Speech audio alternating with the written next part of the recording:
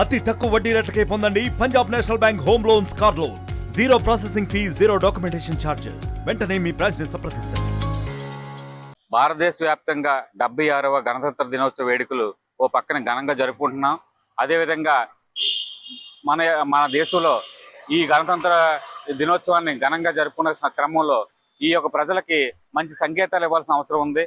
ప్రధానంగా ఈ గణతంత్ర దినోత్సవ నిబంధనల మేరకు ఎటువంటి మాంసం కానీ, చేపలు కానీ తదితర అన్ని కూడా బంద్ చేయాల్సిన అవసరం ఉంది. అటువంటి సంకేతాన్ని భావితరాలకు అందించాల్సిన ఈ తరుణంలో ఈ అధికారుల నిర్లక్ష్యం వలన యలమంచిలి నియోజకవర్గ పరిసర ప్రాంతాల్లో జిల్లా వ్యాప్తంగా కూడా మాంసం ఇతర అన్ని కూడా విచ్చలవిడిగా అమ్ముకుంటున్నారు.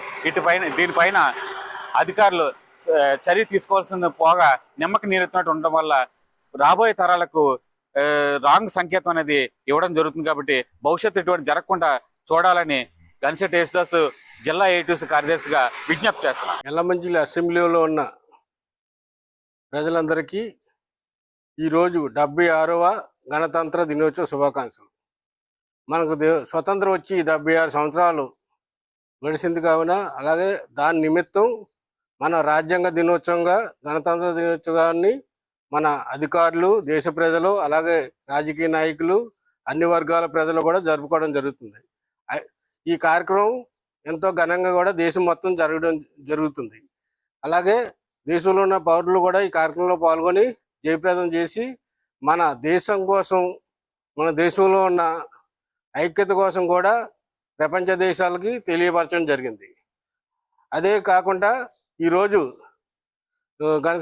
గణతంత్ర దినోత్సవం కావున ఎక్కడా కూడా మాంసం కానీ, అలాగే మందు షాపులు కానీ, అలాగే చేపల మార్కెట్లు కానీ తెరవకూడదనే రూలు మన దేశంలో ఉన్న గవర్నమెంట్ ఏంటి, మన రాజ్యాంగపరంగా కూడా రూల్స్ ఉన్నప్పటికీ కూడా మన యలమంచిలి మున్సిపాలిటీ అలాగే నియోజకవర్గంలో ఉన్న అధికారులు విచ్చలవిడిగా మాంసం దుకాణాలు తెలిసినప్పటికీ కూడా అధికారులు ఏ విధమైన దాడులు చేయకుండా విచ్చలవిడిగా మాంసం దుకాణాలు, అలాగే చట్టపరమైన, అలాగే కోడి మాంసము, అలాగే చేపలు కూడా విచ్చలవిడిగా అమ్మడం జరుగుతుంది.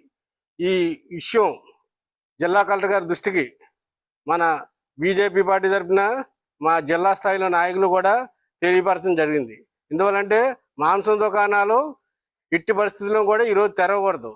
అంటే అధికారులు వాళ్ళకి తొత్తులుగా మారి అధికారుల అనుమతిలోనే ఈ దుకాణాలు చేశారని మా బీజేపీ పార్టీ నమ్ముతుంది.